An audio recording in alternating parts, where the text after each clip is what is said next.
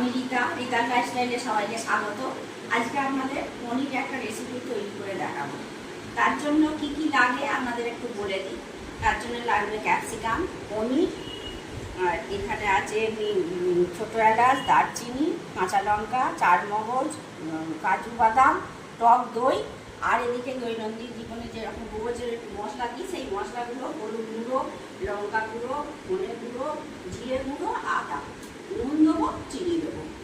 তাহলে এইটা আবার তৈরি করে আপনাদেরকে দেখাই। এই জন্য পনিরটা কেটে নেবো। প্রথমে পনিরটা ছোটো ছোটো করে কেটে নিই।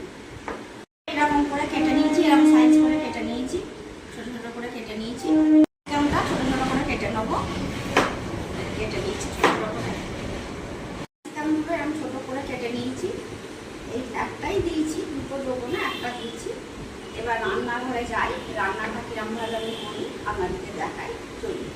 সাদা তেল দিয়েছি, এই এতটা পরিমাণ এই সাদা তেল দিয়েছি। এই সাদা তেলেতে পনিরগুলো ভেজে নেবো।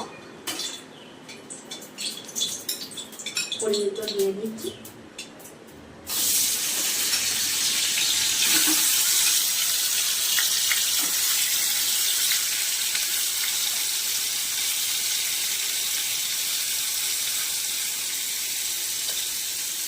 এইগুলো ভেজে নেবো, তুলে রেখে দেবো পনিরটা। দিয়ে ফোড়ন দেবো, ফোড়ন দিয়ে ওই কাজু আর চারমগজটা বেটে নেবো। নিয়ে যা মশলা রোদে যা দিই ওই মশলা দিয়ে শেষ করে দেখাবো আপনাদের। এরকম পনিরগুলো ভাজা হয়েছে, দেখুন এরকম হয়েছে। আপনাদের আগে বলতে ভুলে গেছি, পনিরটা ভাজার আগে একটু নুন দিয়ে দেবেন, তাহলে আর গায়ে লেগে যাবে না পনিরটা। তুলে নিচ্ছি পনিরগুলো।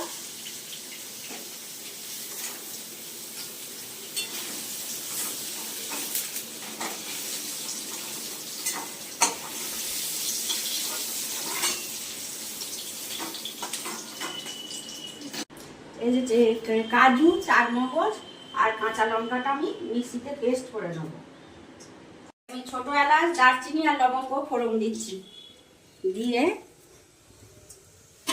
এই যে ছোটো এলাচ, দারচিনি আর লবঙ্গ দিয়েছি। এবার এইটা মিক্সিতে পেস্ট করে নিয়েছি, কাজু আর চারমগজ আর লঙ্কা, কাঁচা লঙ্কা। এবার এই পেস্টটা দিয়ে দিচ্ছি। তার সঙ্গে দেবো টক দই,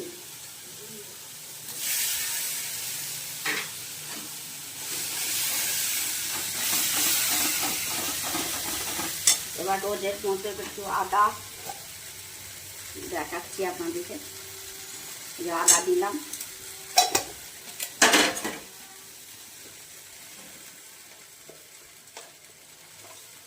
লঙ্কা দিচ্ছি, হলুদ গুঁড়ো সামান্য দেবো,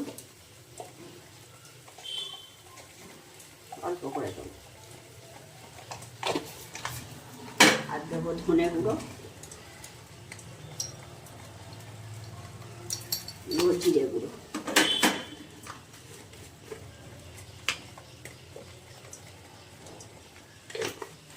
চিনি দেবো,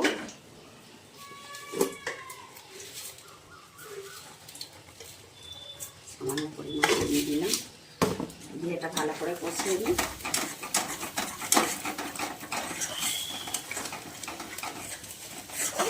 এবার আমি ক্যাপসিকামটা দিয়ে দিচ্ছি। ক্যাপসিকামটা এর সঙ্গে কষিয়ে দিচ্ছি। একটু ঢাকা দেবো, একটু সেদ্ধ হয়ে যাবে।